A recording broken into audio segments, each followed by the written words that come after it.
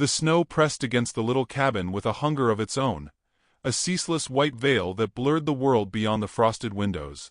Emma Whitlock sat on the floor by the hearth, her knees drawn to her chest, staring at the fire as if its glow alone could keep her alive.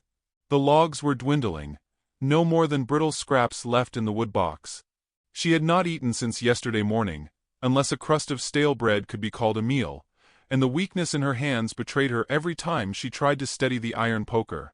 She was 23, far too young to feel as if her bones already belonged to the earth, and yet tonight she believed death might come softly, wrapped in cold silence. She thought of her husband's grave, buried last spring on a hillside where the grass had now vanished beneath snow, and she wondered if she would soon lie beside him, nameless and forgotten. The storm's voice was heavy, a long low howl through the chinks of the walls, and it carried with it every cruel whisper she had endured. The townsfolk had said she was cursed when Samuel died. Some said she had married for land, others that she had poisoned him, and still others that her beauty was nothing but a snare that fate itself had punished. Their eyes had followed her each time she walked into the store, sharp and measuring, until shame had driven her farther out of town. Here in this cabin she lived like a shadow, speaking to no one, keeping to herself, clinging to survival in the way abandoned creatures do. Her pride kept her from begging, though the hunger clawed, and her silence had become a second skin. Tonight she told herself the end might be easier than another dawn alone. It was in that silence that the sound came. At first she thought it only the groan of the storm, but then it repeated. 3 distinct knocks, slow and deliberate, echoing through the wood of the door. Emma's breath caught in her chest. No one came here, not in winter, not in such weather. Fear surged in her like sudden fire, and her first thought was of men from town come to shame her further, to strip her of what little dignity she had left. Her second thought was that perhaps death itself had knocked. She rose with trembling legs, clutching her shawl tighter, and moved toward the door. The knocking came again, firmer this time, and she pressed her palm flat against the wood as though to sense the truth of who waited. The handle felt like ice under her hand. She hesitated, her mind racing through every warning her father had ever given about strangers in the wilderness. But something deeper than fear whispered that she could not ignore this. She lifted the latch and pulled the door open. The wind struck her first, a wall of white and whirling flakes that stung her skin. Then she saw them. 3 figures stood there in the snow, broad-shouldered, bare-chested despite the storm, their dark hair heavy with frost. They were Apaches, giant men whose presence filled the narrow doorway. Their breath steamed in the cold, their eyes dark and unblinking. For an instant Emma's heart seized. The stories of raids, of violence, all the rumors the town had fed her flared bright in her mind. She nearly slammed the door shut. But they did not move to enter, nor did they raise weapons. The eldest, with a scar cutting across his cheek, stepped forward just enough for his voice to be heard over the wind. "Shelter," he said simply, his English rough but steady. His hand did not reach for her, only pressed briefly against his chest, as though to show his need. Emma's throat tightened. She looked from him to the younger 2 beside him, one with eyes sharp as a hawk's, the other restless, shifting his weight as though the cold gnawed at his bones. Snow clung to their skin, to the lines of muscle across their shoulders. They were strong, yes, but she saw also the fatigue in their faces, the raw bite of winter leaving them no choice but to knock at the door of a stranger. A wave of conflict crashed over her. If she let them in, she risked the wrath of the town, the gossip, perhaps even danger to herself. If she turned them away, they would surely perish in the storm, and she would be left with the echo of their eyes in her memory. For long moments she stood in the doorway, the storm whipping around her, her hair blown wild across her face. The silence stretched, broken only by the moan of the wind. Then she remembered her own fear only minutes before, that she might die tonight alone and unseen. Something in her heart broke at that thought. She could not condemn them to the same. "Come," she whispered, barely audible. She stepped back into the dim glow of the cabin. The 3 exchanged glances, brief, wordless, and then ducked low to enter. The eldest moved with a kind of quiet authority, guiding the others past her without haste, as if to assure her he meant no harm. The door shut against the storm, muffling the world into a heavy silence broken only by the crackle of the weak fire. The cabin suddenly felt smaller, the air thick with the presence of these strangers, their height nearly brushing the beams. Emma pressed herself against the wall, her hands clutching the shawl around her shoulders, unsure if she had invited salvation or ruin. They stood without speaking, steam rising from their bodies as the heat of the fire touched them. The youngest rubbed his arms briskly, teeth clenched against the cold. The one with the hawk-like gaze watched her with a caution that mirrored her own. The eldest lowered himself near the hearth, extending his hands to the flames, but never taking his eyes off her. Emma's heart pounded in her ears. She thought of the whispers in town, of Mrs. Rowe's voice sharp with scorn, and shame burned hotter than the fire. What would they say if they saw her here, alone with 3 Apache men? Yet the longer she looked at them, the more she saw not danger but weariness, men stripped down to survival. She moved stiffly to the wood box, pulling the last 2 logs into her arms, and set them carefully on the fire. Sparks leapt upward, casting the room in golden light, shadows dancing across faces marked by hardship. For the first time that night, the warmth filled not only the air but her chest. The eldest inclined his head slightly, a gesture so small yet so full of meaning that it startled her.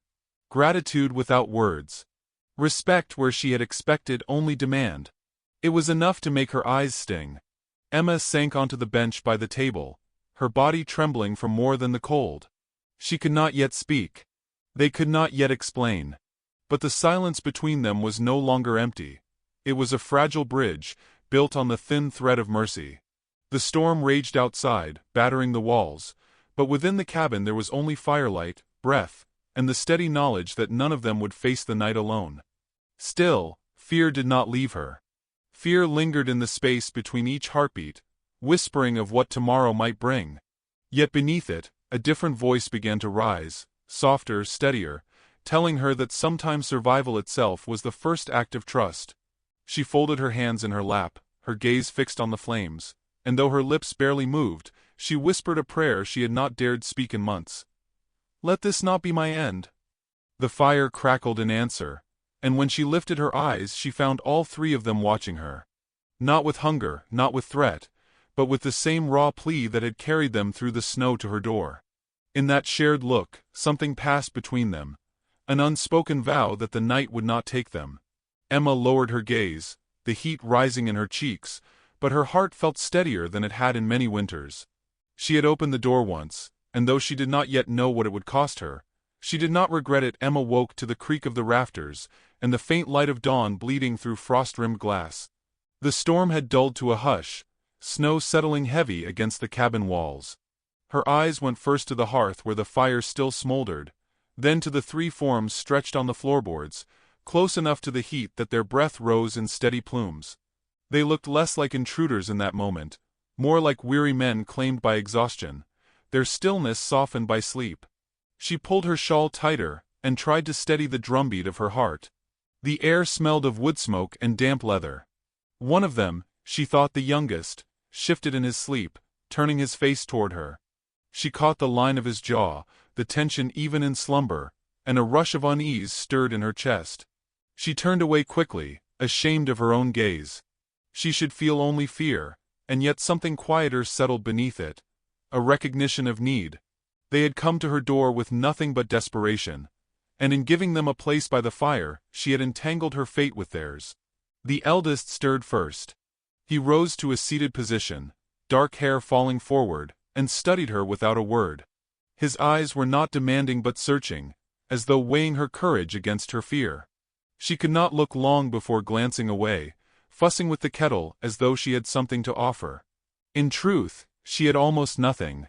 A scrap of cornmeal, a heel of bread. Shame burned in her as she set the meager things on the table. Her husband had once promised her plenty. Now she had little more than pride, and even that was threadbare.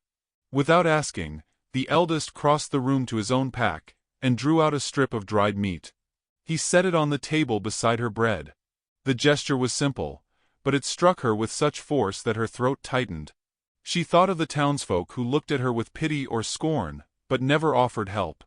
These strangers, whom she had been taught to fear, gave without hesitation. She managed a nod of thanks, though her voice caught in her throat before words could form. They ate in silence, the crackle of the fire filling the space where speech might have been.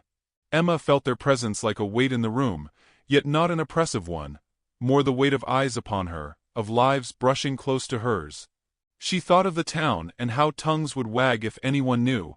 They already whispered of her solitude, of her shame. To say she had taken in 3 Apache men, bare-chested, wild in appearance, would be to invite ruin.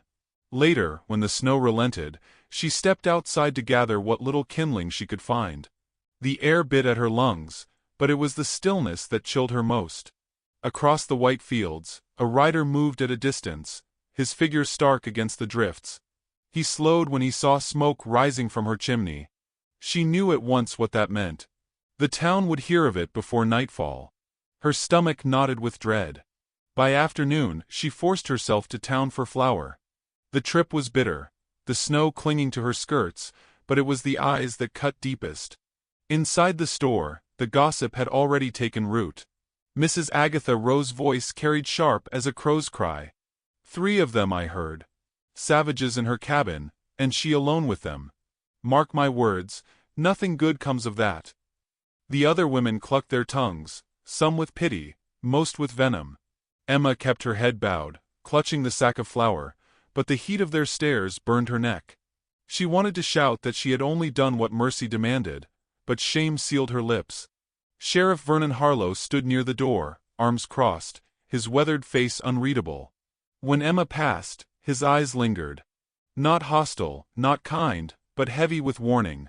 He said nothing, and that silence was worse than accusation. She hurried from the store, her cheeks aflame, hearing the murmurs follow her out into the street. The world outside seemed colder for their judgment. Back at the cabin, the fire welcomed her, and so did the sight of the 3 men waiting with quiet patience. None of them asked what had happened in town, though she carried the sting of it on her skin. She busied herself with the flour, mixing it with water to make rough cakes. As she worked, she felt their eyes on her. Not in suspicion, not in hunger, but in a kind of solemn watchfulness. The eldest, with the scar on his cheek, seemed to sense her unease. He took a piece of wood and set to repairing the broken latch on the door, his hand steady, his work careful. The younger 2 followed in small ways, one fixing a crack in the wall, the other stacking wood by the hearth. They gave what they could, as though answering her shame with silent acts of dignity. Night fell early. The storm gathered again, whispering against the walls. Emma sat by the fire, her hands folded tight, her mind turning over the faces in town, the voices sharp with scorn. She wondered how long before someone came knocking not for shelter, but for judgment. The thought left her trembling, and she tried to hide it. Yet the eldest saw.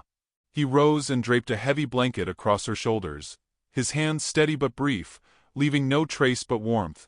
She lifted her eyes to his and found no threat there, only the same plea she had glimpsed the night before, a need for trust, for a place to belong even for a moment. She wanted to speak, to ask why they had come, who they were, what storms drove them beyond her door. But her tongue faltered. Perhaps words were not needed yet. The firelight painted their faces in shifting gold, and she saw not strangers but men who, like her, carried the weight of being unwanted. In that reflection her shame softened. She was not the only one judged.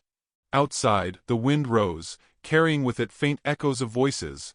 Whether memory or imagination, she could not tell. She drew the blanket tighter and closed her eyes against the sound. When she opened them again, all 3 were watching her with the same steady silence, as though they, too, knew the burden of being seen as less than human. Emma's heart swelled with fear and something more fragile, something she dared not name. She looked at them and thought, "The town will hate me for this." But in the glow of the fire, with the storm raging just beyond the walls, she also thought, "I am not alone tonight." The night deepened. The fire hissed and cracked. And though the weight of gossip pressed against her door like the snow itself, Emma found within her a flicker of defiance she had not felt in months. It was not loud, not bold, but it was there, steady as the flame. She let the warmth settle into her bones and whispered to herself that tomorrow would come, and she would face it. The days that followed carried the weight of hunger. The snow did not ease, only piled deeper against the cabin walls until the world beyond was little more than a white prison. Emma counted the flour, the small measure of cornmeal, and knew it would not last. Her hands shook as she shaped thin cakes by the fire, their smell a mockery of the emptiness in her belly. She divided them into 4 pieces, setting one before each man, and keeping the smallest for herself. She hoped they would not notice. But the eldest, his scar catching the glow of the flames, saw. He slid half of his portion back toward her without a word. She wanted to refuse, but her body betrayed her, taking it with trembling fingers. Their eyes met briefly, and something passed between them, a silent acknowledgement of shared need. The younger 2 brought forth their own offering. Strips of dried venison, dark and tough but filling. Emma chewed slowly, grateful, her eyes stinging. Shame coiled in her chest. She had nothing left to give, nothing but the roof above them, and the brittle warmth of her hearth. They had come to her seeking mercy, yet it was she who found herself leaning on their strength. Each day's survival became their language. Dakota, the eldest, took the axe and split wood with a steady rhythm, his breath rising in plumes against the cold.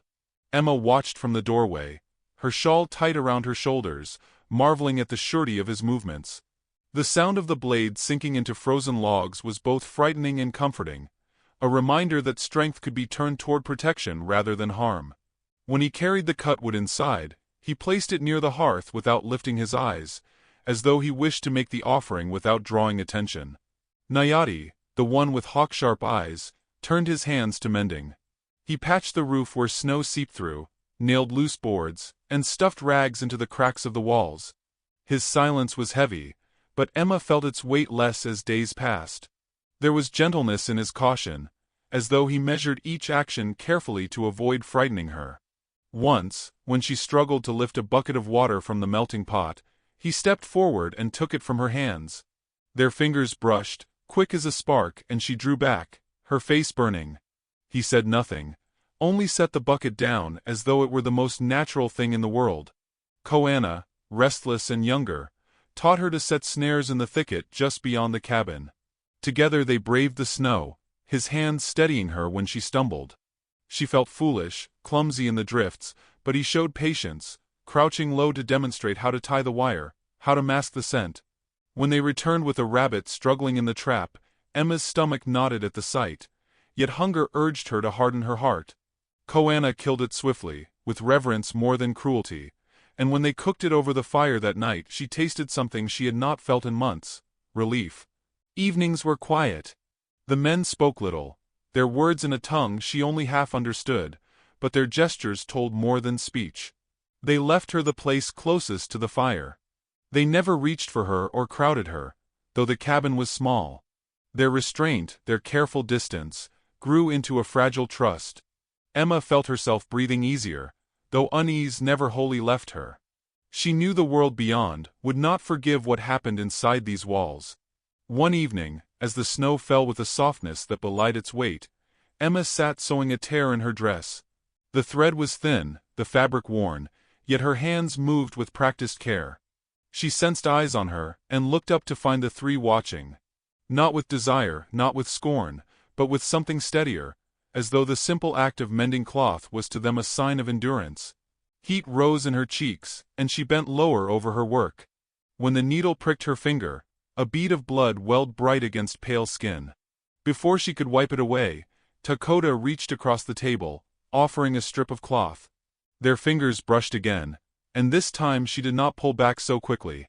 She pressed the cloth to her wound, whispering thanks, and in that hush she felt the bond tightening, not in leaps, but in small threads.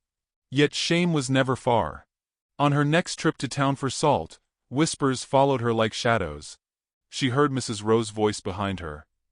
"There she goes, the widow who keeps company with savages." The words pierced sharper than frost.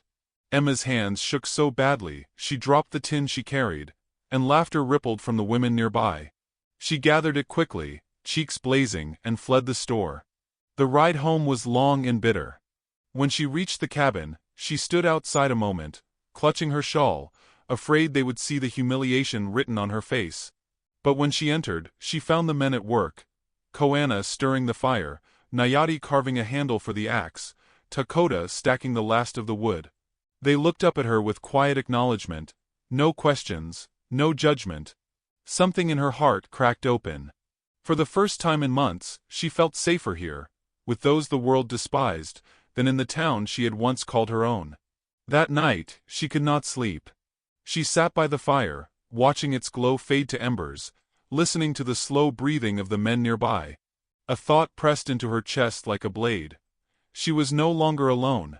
The world outside might condemn her, but in this small circle of firelight there was belonging, however fragile. She whispered into the dark, more to herself than to God. "Let this last." Fist, heavy with authority. Emma froze, the poker slipping from her fingers to clang against the stones. The three men glanced toward the door, their bodies tensing. Dakota rose first, his face unreadable, and gave her a look that was both question and warning. Her throat closed. She moved past him, clutching her shawl, and lifted the latch. The cold rushed in with the sheriff. Vernon Harlow stood tall, his coat dusted with frost, his eyes sharper than the edge of a blade. Behind him loitered half a dozen townsmen, their faces hard, their boots crunching in the snow. Some carried rifles slung across their backs, others the kind of grim satisfaction that comes from sniffing scandal. Emma's stomach dropped as she recognized Mrs. Rowe's husband among them, his jaw set like stone. "Emma Whitlock," the sheriff said, his voice slow and heavy. "Word is you've taken in company." She opened her mouth, but no words formed. Behind her, the fire cracked, the silence stretching thin. Dakota stepped into the sheriff's view, followed by Nayati and Koana. They did not raise weapons, nor did they bare their teeth. They stood like carved figures, unflinching, their dark eyes fixed on the intruders. A murmur rippled through the men outside. One spat into the snow. "Just as we heard. She's thrown in with them." Shame washed over Emma, hot and suffocating. She could feel their stares like knives, carving her down to nothing. The air was thick with judgment, with the weight of every whispered story she had endured multiplied tenfold. She wanted to vanish, to sink into the floorboards. Yet she felt the warmth of the fire at her back, and in that warmth she sensed the steady presence of the three who had asked nothing but shelter. "They've harmed no one," she managed at last, her voice raw. "They came here with the storm, near frozen. I gave them fire, nothing more." "Nothing more." Mrs. Rowe's husband sneered. "A young widow, alone in a cabin with three half-naked savages? You expect us to believe that?" Emma's cheeks burned.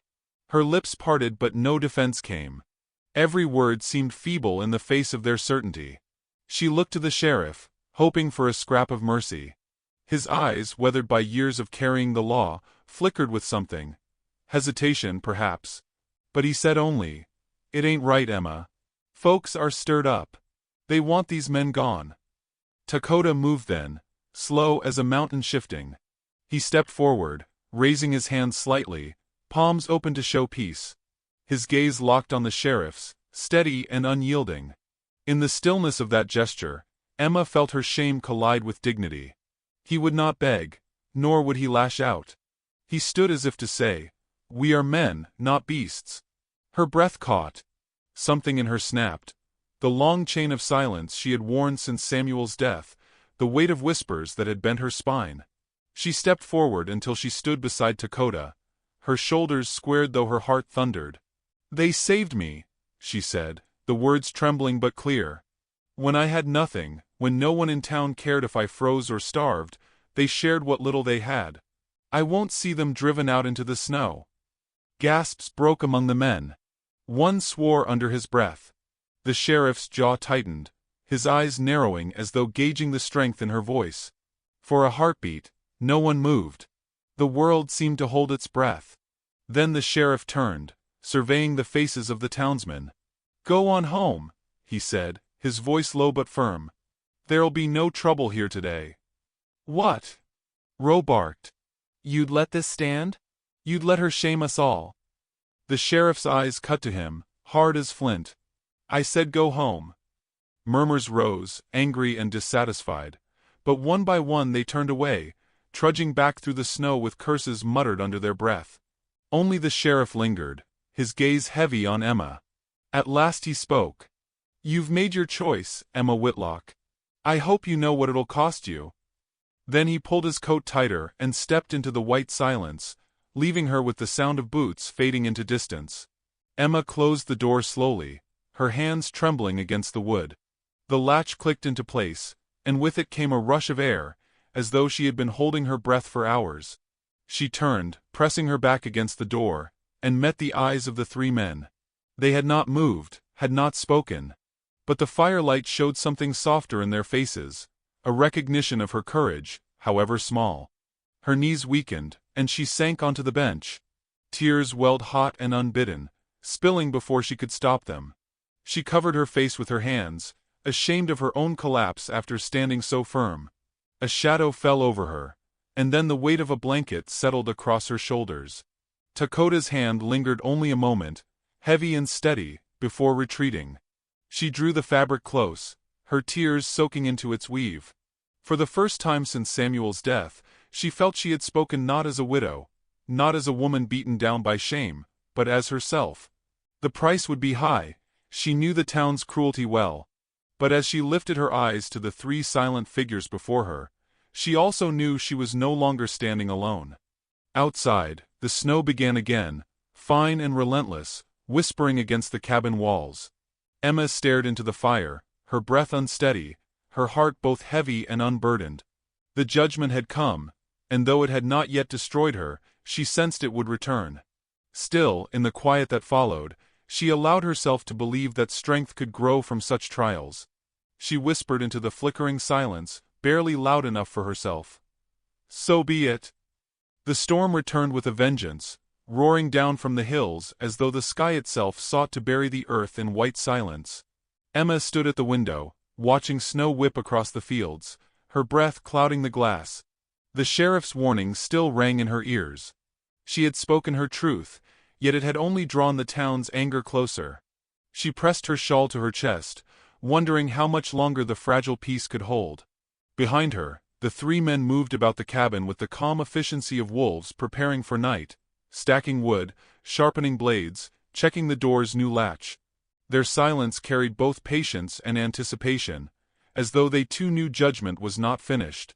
When the first flicker of torchlight appeared beyond the drift, Emma's heart stumbled. She leaned closer to the glass, straining to believe she was wrong. But more followed, orange flames moving through the snow, carried by men trudging forward with grim purpose. She counted at least a dozen, their shadows bending long against the storm. Fear flooded her, cold as the wind that rattled the shutters. "They've come back," she whispered. The three exchanged glances, no words needed. Takota took position by the door, his hand steady on the axe handle. Nayati checked the rifle propped by the wall, though his gaze slid to Emma, waiting for her choice. Koana slipped to the window, his jaw tight, his body coiled with restless energy. Emma's throat closed, her pulse thrumming like a drum. It would be so easy to collapse under the weight of dread, to hide behind silence again. But she thought of the sheriff's words, of Mrs. Rose's sharp tongue, of every moment she had bowed her head in shame. And she thought of these three, who had asked nothing but warmth, who had given more to her survival than the town ever had. She would not let them be hunted like beasts. A pounding shook the door, louder than the storm. "Open up, Emma Whitlock." A voice bellowed. "You've had your chance. Send them out, or we'll drag them out ourselves." Her hands trembled. She stepped closer to the fire, her shadow wavering against the wall. "What do they want?" she asked, though she already knew. Takota's eyes met hers. Steady, unflinching, they carried no fear, only a question. Would she stand with them? Emma swallowed hard. She turned toward the door, her voice rising above the storm. "Go home. You've no claim here. They've done no harm." Laughter rose outside, cruel and sharp. "No harm? You shame us all, woman. We'll see this ended." The latch rattled under heavy blows. The wood groaned. Koana bristled, his hand tightening on his knife, but Takota lifted a hand, holding him back. Emma watched, her breath shallow, as the door shuddered under another strike. At last it gave, swinging inward with a crack, snow and torchlight spilling into the cabin. The men poured through, faces twisted by fury, rifles and clubs raised. What followed blurred into fire and shadow.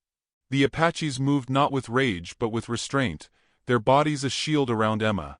Dakota swung the axe's blunt end to knock a man sprawling into the snowdrift outside.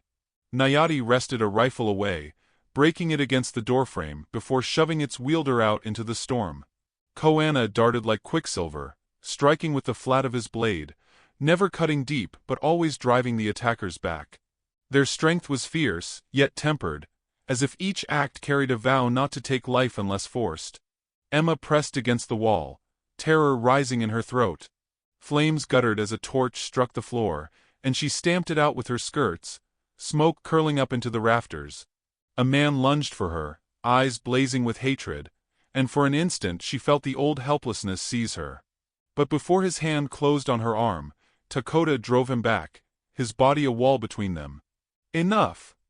Emma's voice tore from her, raw and desperate. She stepped forward into the fray, her arms spread wide. The men froze, startled by the force in her tone. Snow swirled through the open doorway, flames casting the room in violent light. She stood with her back to the three, facing the intruders who glared at her with contempt. Her heart pounded, but she did not falter. "You'll not take them," she said, voice shaking but unbroken. "They are under my roof, and I'll not see them thrown to the cold like dogs. If you burn this cabin, you burn me with it." For a long moment, silence held. The storm outside seemed to hush, as if the world itself listened. The townsmen shifted, uncertain, their anger blunted by the sight of her, frail, stubborn, trembling yet unyielding. Then the sheriff's voice cut through. "That's enough." He stepped into the doorway, his coat whipped by the wind, his rifle slung but untouched. His gaze swept the room, from the chaos of overturned chairs to Emma's defiant stance, to the three silent men behind her. His jaw tightened, the decision weighing heavy. "Go home," he told the crowd, his tone iron. "There'll be no blood spilled tonight." They protested, voices rising in disbelief, but the sheriff's stare silenced them. One by one, they lowered their weapons, muttering curses as they retreated into the storm. The torches vanished into the snow until only darkness and wind remained. Emma's knees gave way, and she sank onto the bench, her breath ragged. The door swung shut with a hollow thud. The cabin smelled of smoke and sweat, the air thick with the echo of violence. She lifted her eyes to the three men. They stood still, their chests heaving, their faces carved with exhaustion. Yet in their silence she read something deeper. Respect, not only for her but for the choice she had made to stand with them. Tears welled, hot and unstoppable. She pressed a hand to her mouth, but the sob broke free, raw with relief and release. Dakota moved first, crossing the room with steady steps. He knelt before her, his hand rising to rest lightly on her shoulder. Not possessive, not demanding, only steady, like a tree in a storm. She met his gaze through tears and found no judgment, only the quiet promise that she was no longer alone. The fire burned low, casting long shadows that stretched across the floorboards. Emma drew the blanket around her, the fabric heavy with smoke and warmth, and let the silence settle. The danger was not gone. The town would not forgive so easily. But in the wake of fire and fury, something new had been forged. An unspoken bond stronger than shame, stronger than fear. Outside, the storm howled across the plains, but inside the cabin, Emma felt the first stirrings of peace. She had stood when the world demanded she bow. She had chosen mercy over fear, dignity over silence. And in that choice she had discovered a truth she had long forgotten. Even in the harshest winter, the heart can find shelter. And so, to you who listen to this tale, let it be remembered. Sometimes salvation comes not in grand gestures, but in small acts of defiance, in the quiet courage to open a door when the world tells you to keep it shut. Hold fast to mercy, for it is the fire that warms when storms rage the loudest.